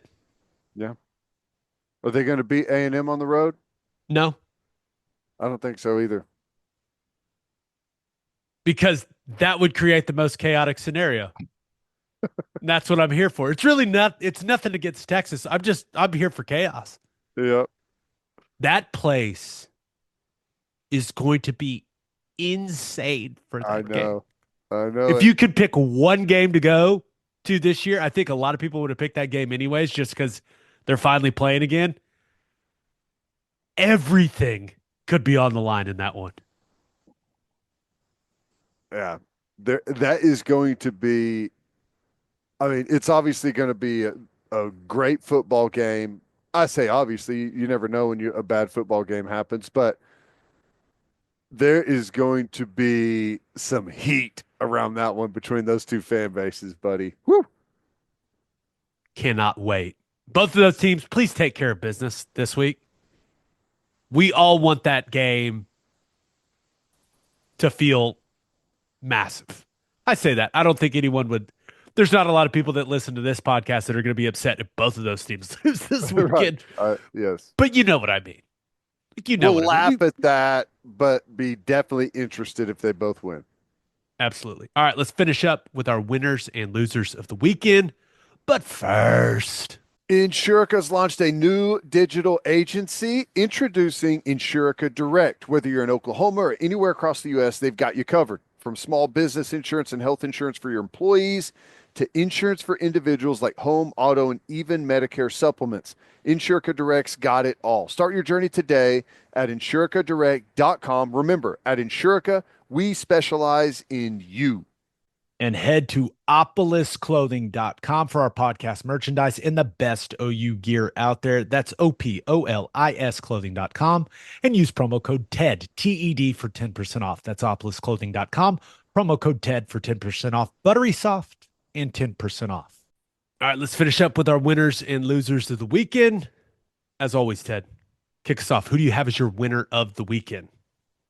Arizona State? What? What is happening out of nowhere? They've come from nowhere. Currently 8-2. Okay. They're sitting in third place in the Big 12. And it's looking like the Big 12 is going to be a one bid team or a one bid conference. But, anyways, they're sitting there at number 3. Who do they have this week? BYU. After just beating K State, number 16 K State in Manhattan, 24-14, they've won 3 straight. They got a chance against BYU at home, the number 6 BYU team. And if they knock them off, they're going to be playing in the Big 12 championship if they can close out against Arizona. Crazy that Arizona State has just been fighting and fighting, and here they are at the end of the season, and they have a legitimate chance to go to the playoff. How crazy is that? It has always baffled me. Let me back up. I trained for the combine in Tempe.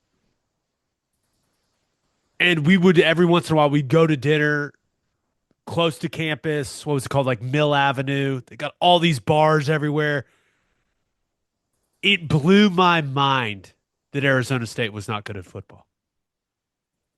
And I think they finally have a coach in Kenny Dillingham who cares about the place. Like that's his alma mater. That's where he wants to coach. Yeah. That's where he wants to coach. He's putting everything he's got into it.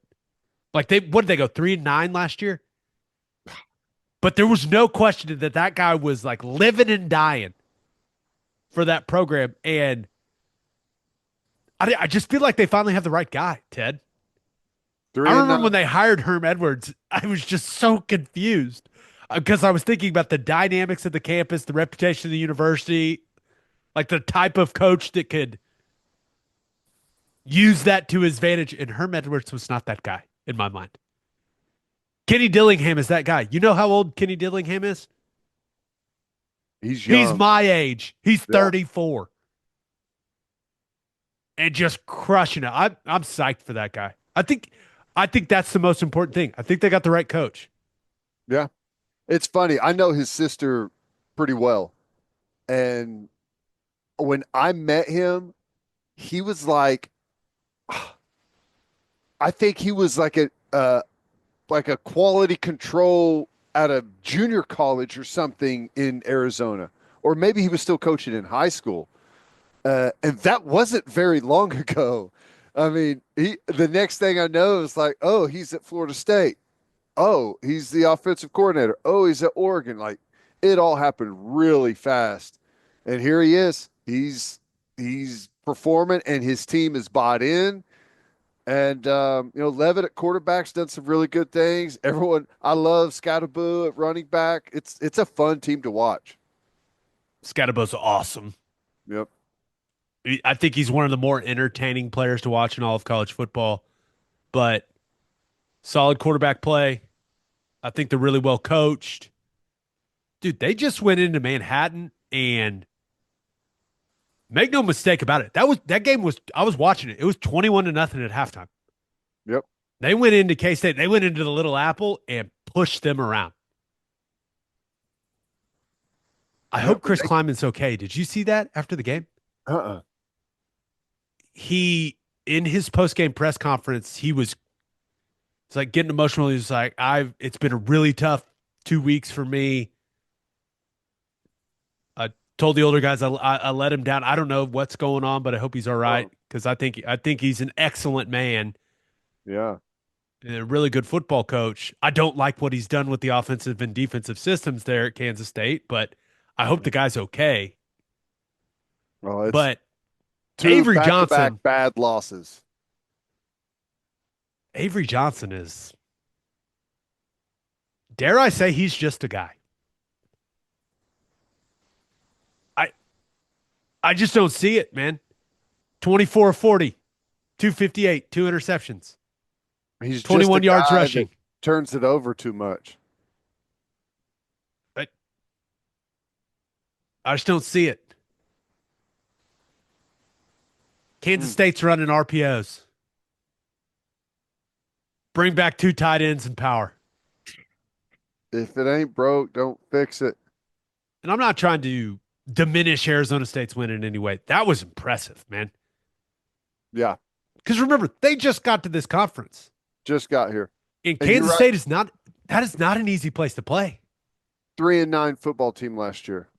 8-2 right now, with a chance to knock off the top team in the conference, 9-1 BYU, and maybe be fighting. They can close off against Arizona, fight and get into the Big 12 championship against Colorado, and who knows? Are they still under from the Herm Edwards stuff? Are they still? Do they have all their scholarships? I don't remember what the sanctions were. There's something there, but I'm with you. I don't remember exactly what it is. I don't know, but Kenny Dillingham's doing a hell of a job. Yes, he is. Arizona State. We saw, Ted, what did we say that Indiana should do for Kurt Signetti? Pay the man. Got to pay the man. You got to lock that man in. What'd they do? They paid that man. They locked him in. I think, through 2032, he's making $8 million. Locked in. Sigs, ripping Sigs for a long time there. Bloomington. Someone tell me why Arizona State shouldn't do the exact same thing with Kenny Dillingham. Have to, especially, I don't know how, this year, you don't know exactly how it's going to finish out, but they're 8-2. Things are moving positive. You know you've got your guy. You're not looking anywhere else. You're going to be defending other people coming in trying to take him. You just got to lock the man up, right? That's it. Lock him up. His base salary this year is $3.95 million. That's got to go up. Double it. You need to make him one of the higher paid guys in the Big 12.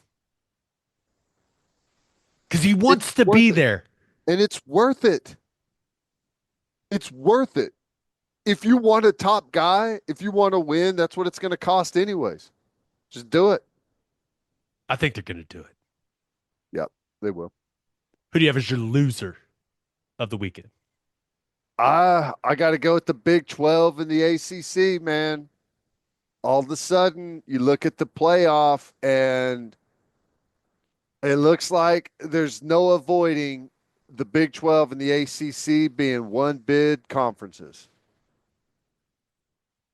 The BYU loss hurt. It hurt. It hurt the Big 12 real bad. Real bad. All it took was a Jalen Daniels pooch putt that hits a BYU player in the air. That was crazy. Oh my gosh, that was crazy.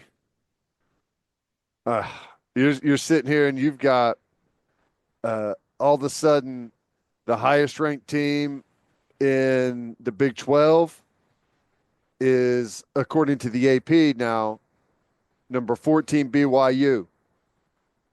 Highest ranked team in the ACC is number 11 Miami, with 13 SMU close behind.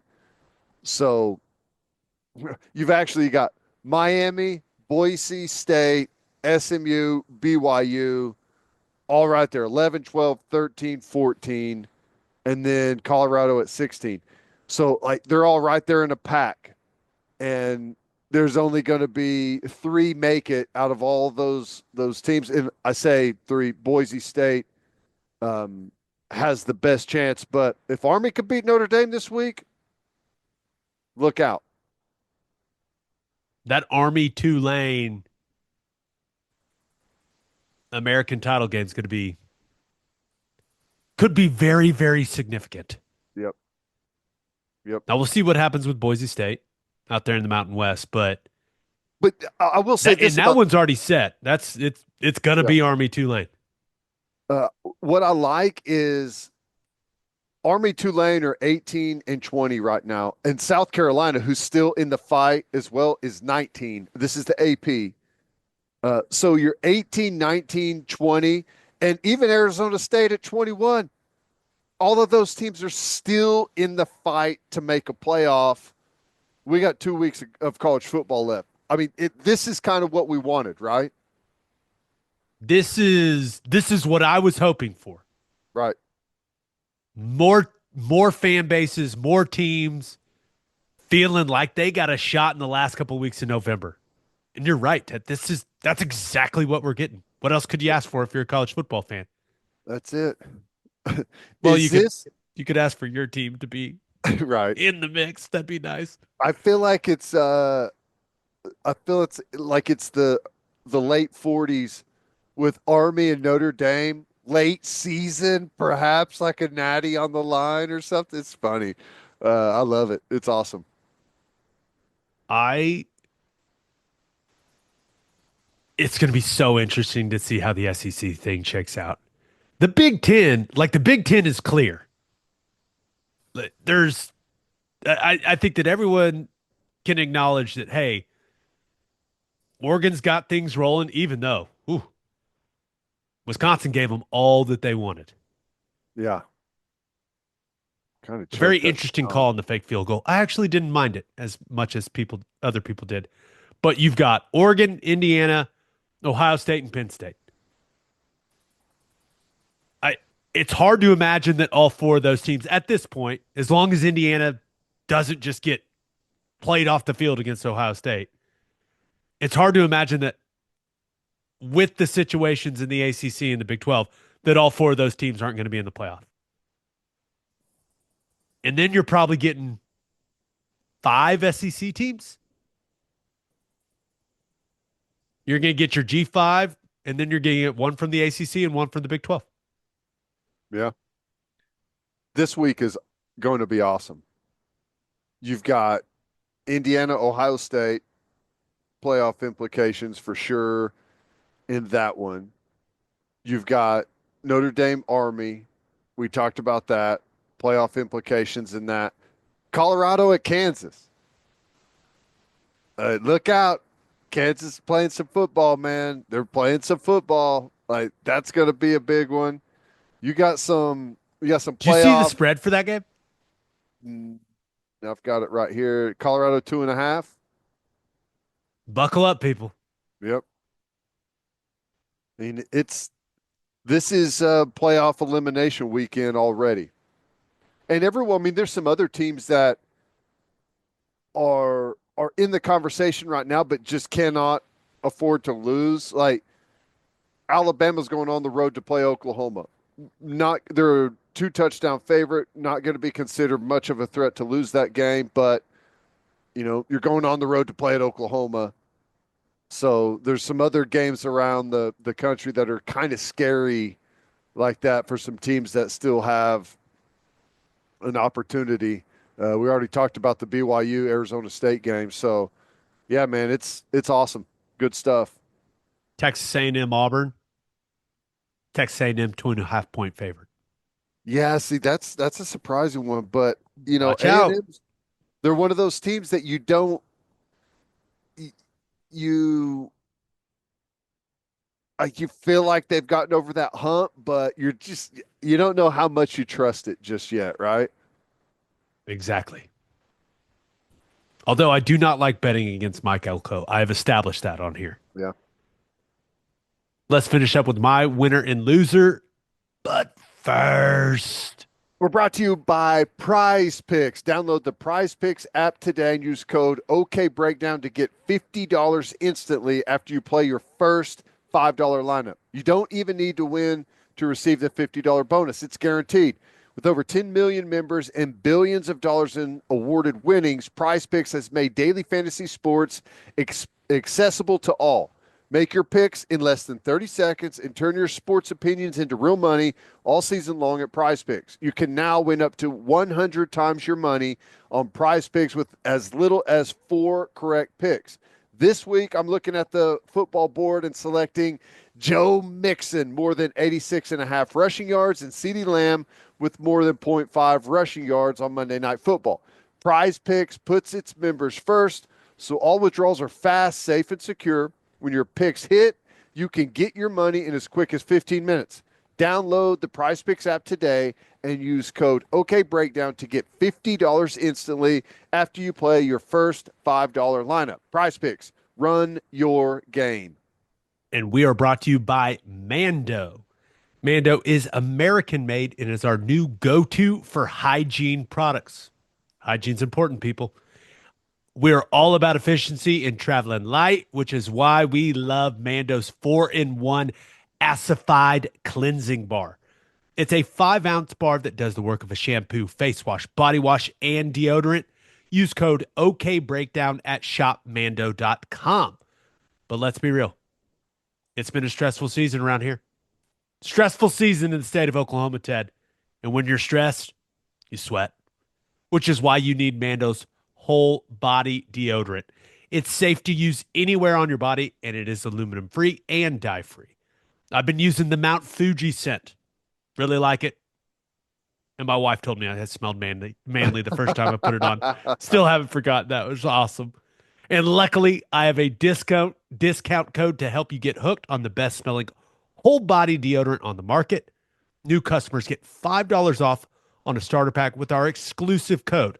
That equates to over 40% off your starter pack. Use code OKBreakdown at shopmando.com. SHOPMANDO.com and use code OKBreakdown. My winner of the weekend, thought about going with Travis Hunter.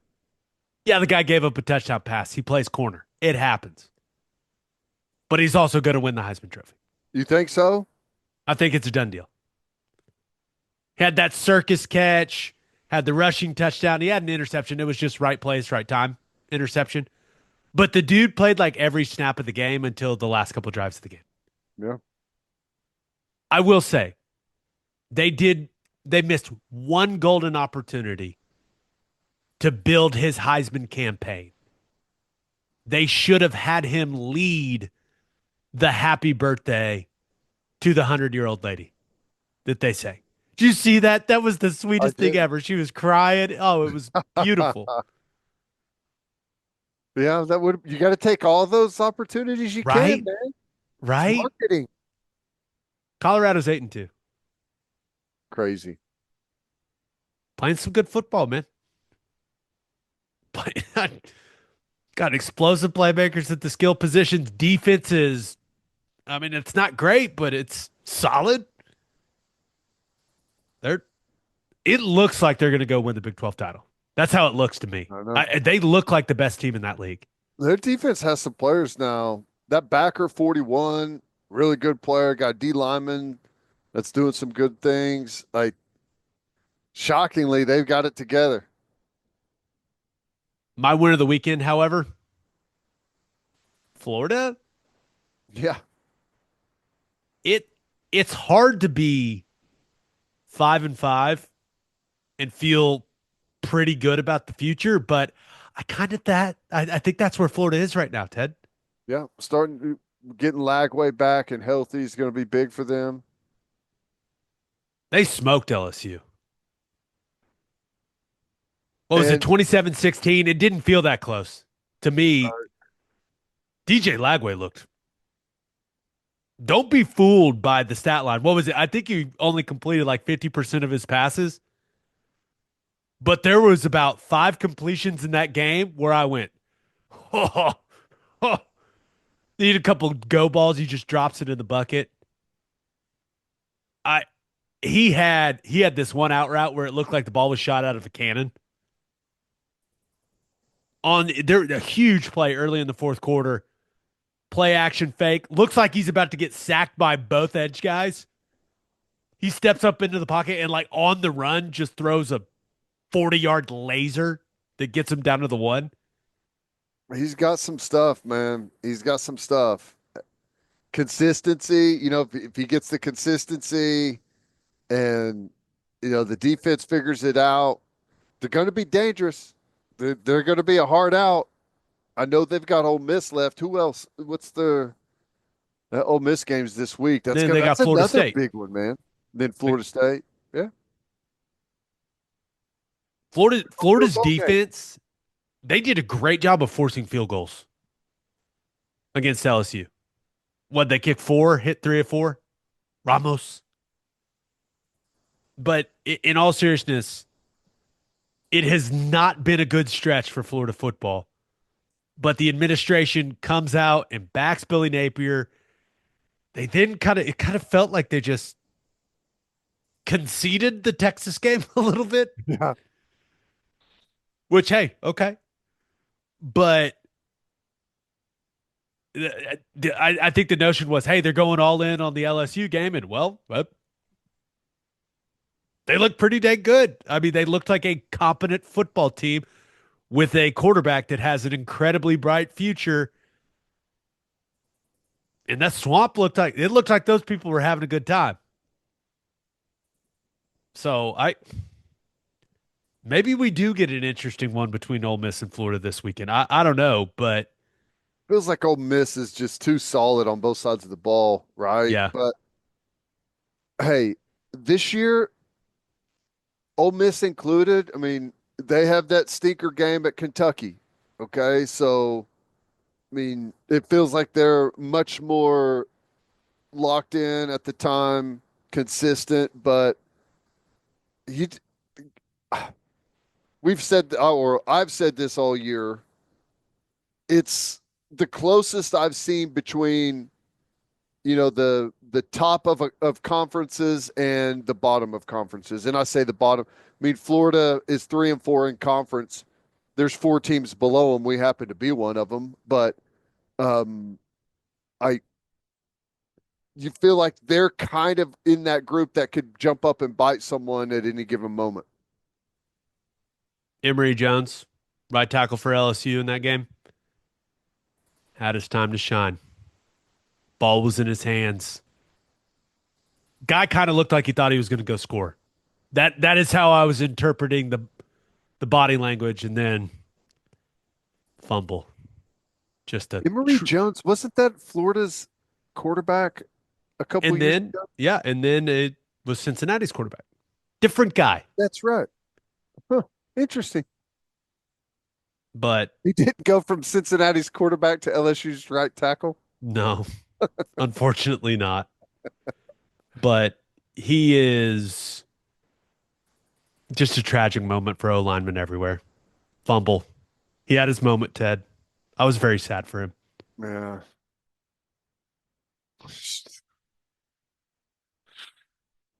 You can almost see whenever they've got the ball and they're running with it, you can almost like see through the helmet what their face is looking like. Probably smiling, laughing, eyes big. Here it comes. Here's my moment.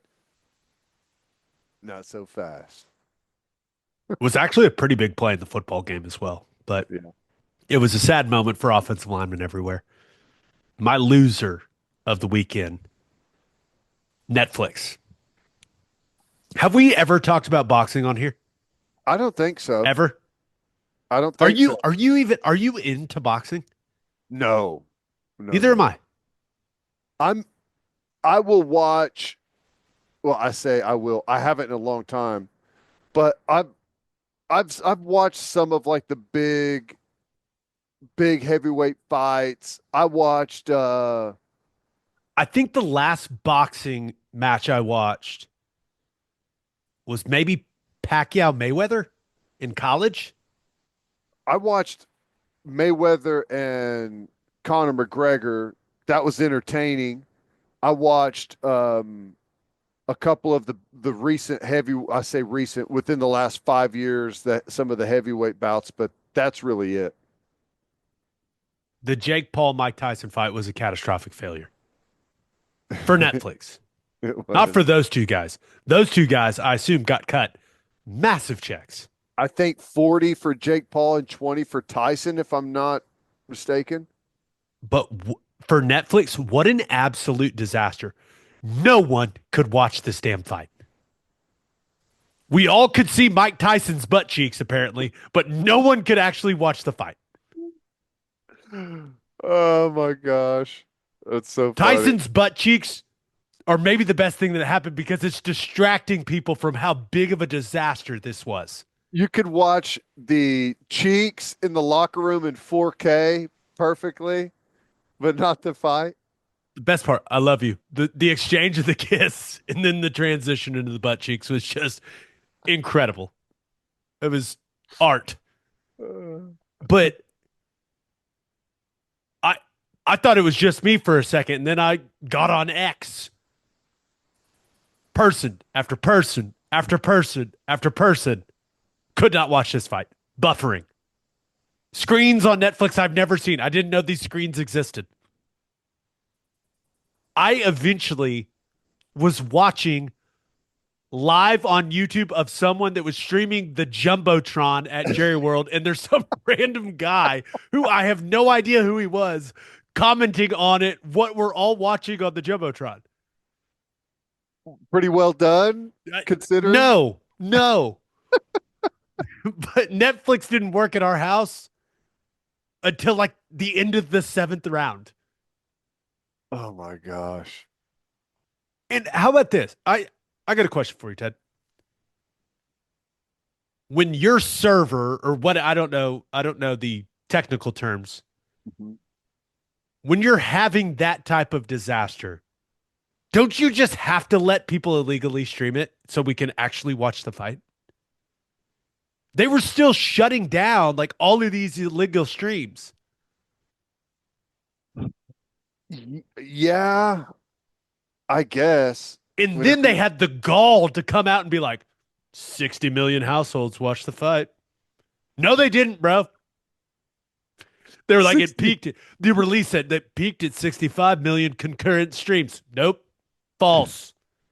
There was 65 million people were screaming at their television. Yeah. We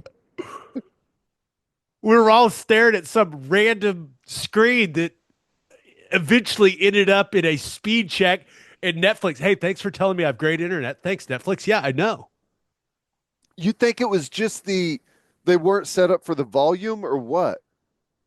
I don't know. But from what I understood, this was like the dress rehearsal for them to broadcast those NFL games on Christmas. And it could not have gone worse. You mess up Jake Paul, Mike Tyson. That's one thing. You mess up Chiefs Steelers on Christmas Day, buddy, watch out. You do not mess with the National Football League in this country. No. Yeah, Ravens Texans that day too. They've got a doubleheader on Christmas. You failed the dress rehearsal. You better get things in order. I don't know what. I mean, it has to be traffic. Well, I guess I'll say that. I don't know what's it related to. Let's blame it on Jerry Jones. But I don't know. I purposely did not watch it because I had a feeling it was going to make me sad. The fight. I don't want to watch some YouTube dude beat up like a 58-year-old. Yeah, but it's like going out there and watching a bunch of people's like everyone talks about Tyson and what he was like when at his best. Like wouldn't it be just was it depressing to watch that fight with Tyson? I don't know. I feel like it would have been. I haven't even seen the highlights of it. You didn't miss a lot. There were a couple moments where Tyson got him a little bit, and you're like, okay. But you just kind of faded it. And I don't know anything about boxing. It felt like a fight that lasted 8 rounds that probably shouldn't have. Yeah. That's how it felt to me. A lot of people are saying that it's clear that Tyson didn't even try. The videos that got a lot of people so excited for this of Tyson training, it did not look like those videos. Right. At all.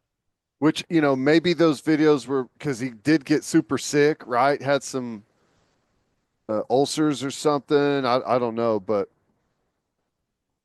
Netflix better get their house in order before they go to the NFL. Streaming YouTube fighters, boxing matches is one thing, but I mean, when you look at what is it every year, like the 15 of the top 20 most watched things on television are all NFL football games, right? So yeah, people really love the NFL. especially around that time. I mean, those games are going to be NFL playoff. Like, there's going to be stuff on the line, home field or whatever, maybe even a playoff berth. But they better get their house in order. I saw a tweet from, I think it was Trill Withers, and I can't find it right now, but it basically was like, if Tyson loses to Jake Paul, a piece of his childhood dies. It's That's like what I'm if saying. Yeah. it's like if Michael Jordan got crossed up by Mr. Beast, is what he said.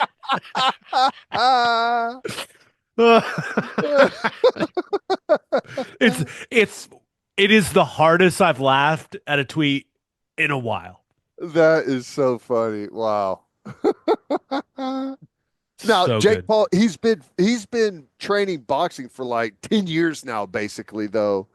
I'm not saying he's any good, but it's not like he's pulling YouTube stunts and then all of a sudden he's fighting Mike Tyson.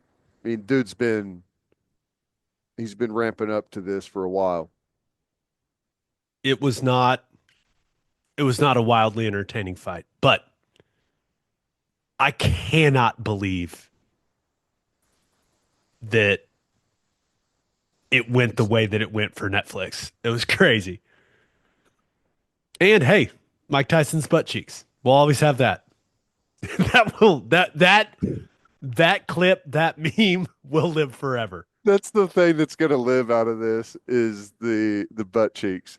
It reminds me of uh, Dominic Raiola with the Detroit Lions. We had like they were playing like a pregame hype video one time, and it had Dom. There was a heavy bag upstairs in the weight room, and they're playing like some music, and he's like facing the camera, and he says a couple of things like about the fight that we're going to be in this week, and he like turns around and starts hitting the heavy bag, and the camera zooms out, and he's wearing is the jock strap. It was the funniest thing because it went like from being super serious to him, and all you can see is the cheeks whenever he's hitting the heavy bag. Pretty funny. The old NFL, baby. Those were the days. Birthday shout outs. Happy 18th birthday to Blake Foster. Happy 35th birthday to Branch Barty. And happy 45th birthday to Daniel Fat Dog Anderson. On that note, I've survived. You made it. Oh my gosh. The amount of coughing I've done during this episode, people are going to watch this on YouTube and be like, Gabe's dying. He's dead. They are serious. Like visually, they are serious looking coughing episodes. I am an intense cougher, sneezer, vomiter. It's loud and violent. This is over. Episode 475 in the books. We'll have a new podcast that'll drop Wednesday. We've got some good Bama stuff lined up, Ted. So that should be looking forward to it. Charlie Potter, who does a great job covering Bama for Bama Online, which is there on 3 Sports site, is scheduled to join us Wednesday. And then In the Weeds interview with Greg McElroy. Yes. Scheduled for Thursday. So should have some good stuff before OU Bama. That's what we'll do Wednesday. Just a reminder, please subscribe to the podcast wherever you listen to podcasts, and please subscribe to our YouTube channel. Hope you have a great start to your week. And until next time, we appreciate y'all for listening. Do what you always do, Oklahoma. Take care of each other.